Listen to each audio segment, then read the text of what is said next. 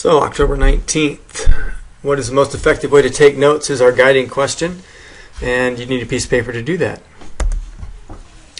We want you to know what Cornell notes are, understand how proper note-taking combined with studying increases learning the most, and be able to take Cornell notes on any medium, whether that's lecture, text, video, audio. So the first thing we do is actually watch Cornell note-taking video. I pick a high school biology teacher because after talking to kids who've gone through the class, when they hit biology in 2 or 3 years, they talk about the vast amount of information they're asked to memorize. A very different style than what we do here, and it can become overwhelming. And Cornell Notes is the most research-based note and study-taking method that's probably out there. And then we're going to take notes, so we'll practice Cornell note-taking on 2 short videos.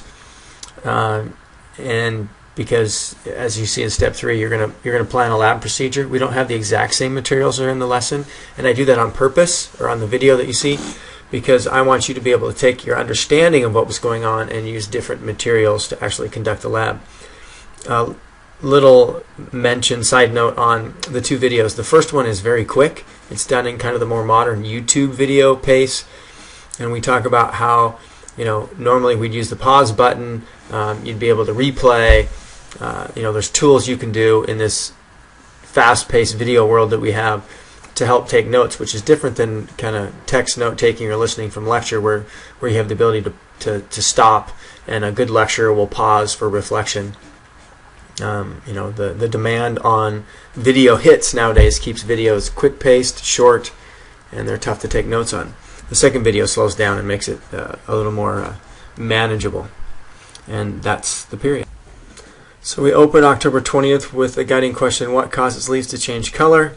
And we ask that you get out your chromatography notes from yesterday, because we're going to put them to use. We want you to know that leaves contain pigments, understand how to remove pigments from leaves, and what they're doing there, and be able to conduct leaf chromatography lab. And so that's our plan. You're going to plan to write up lab procedures as a group, using your notes. Right? You got some main key points that need to be included. Use those as you plan your lab. Once the procedure's done, as you can see, and your lab contract is in and your safety quiz is passed, you are ready to go ahead and conduct the lab. The materials are out, the goggles are out. Time's yours. On a side note, if you need to replant or you haven't illustrated your plants for baby pictures yet, you need to figure out a way to work that in as well. All right, Wednesday, October 21st, same guiding question. We changed it a little bit. Why do leaves have colors? We want your chromatography tests that you conducted yesterday. Bring them to your tables. We're going to do a little analysis.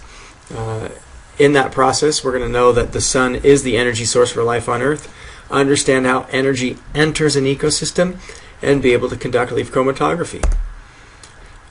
Number 1, examine our chromatography results. We're going to talk about what we see, do a little illustrating there in step 2, writing a conclusion or summary of what we found, and then we're going to move on to using our Cornell notes with a text, and that's the Principles of Biology text from assignment number 13.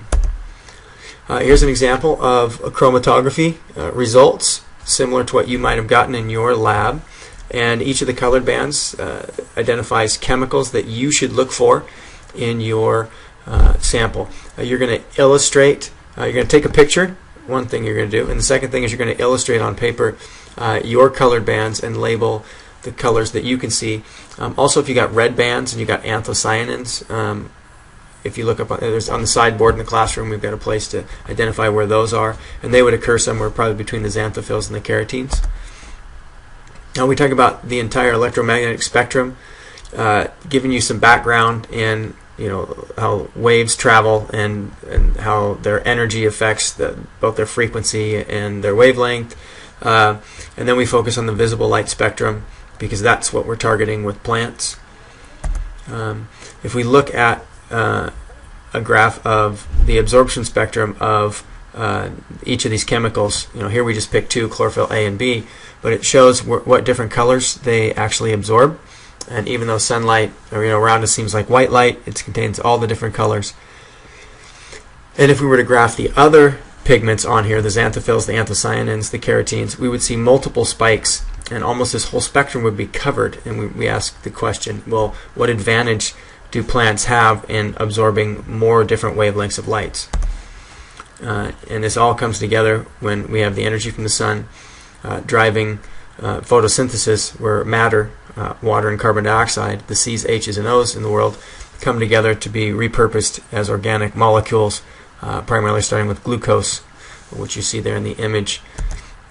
And we can't forget that October 21st, of course, 2015 is Back to the Future Day. Thursday, October 22nd, how does energy enter an ecosystem? With a comment there, make sure you check your grades. A lot of you need multiple reminders to get that work in. Top row of know, understand, and do is the same as yesterday. Know the sun's the energy source for life on Earth. Understand how energy enters an ecosystem, and be able to do leaf chromatography. But we also move back to something we've talked about before: what characteristics determine life.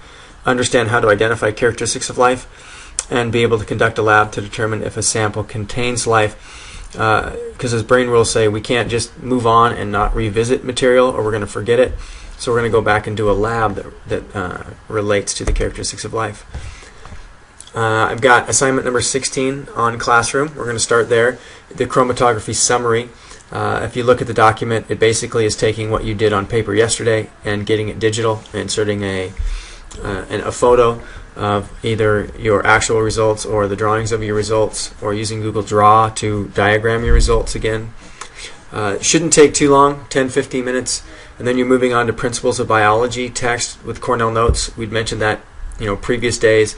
If you haven't completed that, you need to spend some time doing that. Once you're finished, I suggest you go out and review the characteristics of life on Quizlet. Take you just a minute. But those characteristics have to do with assignment number 17. Your table group is going to plan how to conduct the Martian Soil Lab. And so I have the outline there with assignment 17.